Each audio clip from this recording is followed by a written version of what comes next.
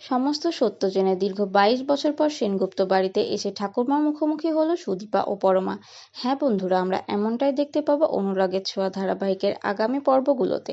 পালিত বাবা মারা যাওয়ার আগে সুদীপাকে তার সমস্ত অতীত সম্পর্কে জানিয়ে দেয়। যে সাধু বাবা তাদেরকে পেয়েছিল সেই সাধু বাবার কথাও জানায়।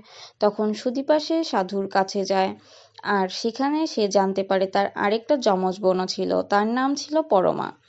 তার কাছেও সুদীপার মতো একটা লকেট আছে। তাকে একটা বড় পরিবার দত্তক নিয়েছে, যার ফলে তারা দুই বোন আলাদা হয়ে গেছে। তারপর আদিত্যর সাথে শহরে আসে মেডিকেল কলেজে পড়ার জন্য। সেখানে এসে পরমা ও ওরফে সুরূপার দেখা হয়। নিজের অজান্তেই পরমাকে খুব আপন মনে হতে থাকে সুদীপার। পরমাও একই অনুভূতি হলে পরমা বুঝতে পারে না হঠাৎ করে তার এরকম একটা অনুভূতি হচ্ছে কেন, মনে হচ্ছে কেন। এই মেয়েটা তার অনেক দিনের আপনজন, এই মেয়েটার সাথে তার রক্তের সম্পর্ক আছে। হঠাৎ করে যখন সুদীপার গলায় সুরূপার কাছে থাকা লকেটের মতো আরেকটা লকেট দেখতে পায়, তখন সুরূপাকে প্রশ্ন করে সে এই লকেট কোথায় পেয়েছে। সুদীপা তখন পরমাকে সমস্ত কিছু বলে। এতে করে পরমা বুঝতে পারে এটাই তার হারিয়ে যাওয়া যমজ বোন।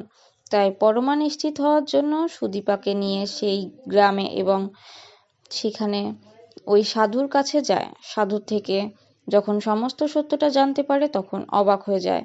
দুই বোন তখন জানতে পারে যে তারা হলো যমজ দুই বোন। অপরদিকে সেনগুপ্ত বাড়িতে এখনো দীপা অপেক্ষা করে, তার প্রজন্ম নিশ্চয়ই তাকে খুঁজতে আসবে। এই ভয়ঙ্কর ভূমিকম্পে তাদের বাড়ির সবাই সেখানে মারা গেলেও ভাগ্যক্রমে দীপা বেঁচে আছে। সব সত্যটা জেনে সুদীপা ও সুরূপা জানতে পারে, তারা কৌতূহল হয়ে ওঠে তাদের নিজের পরিবারের যাওয়ার উদ্দেশ্যে। তাই তারা দীর্ঘ ২২ বছর পর সেনগুপ্ত বাড়িতে এসে দাঁড়ায় এবং সেখানে এসে দীপার মুখোমুখি হয়। দীপাকে দেখেই বুঝতে পারে যে এটাই তাদের ঠাকুরমা। তো বন্ধুরা, তোমরা এমনটাই চাও তো, যেন এভাবেই সত্যিটা জেনে দীর্ঘ ২২ বছর পরে যেন সেনগুপ্ত বাড়িতে আবারও ফিরে আসে দুই বোন এবং সেখানে এসে ঠাকুরমার মুখোমুখি হয়? কমেন্ট করে জানাতে ভুলবে না। আর নিয়মিত আপডেট পেতে আমাদের চ্যানেলটি সাবস্ক্রাইব করে পাশে থেকো। ধন্যবাদ।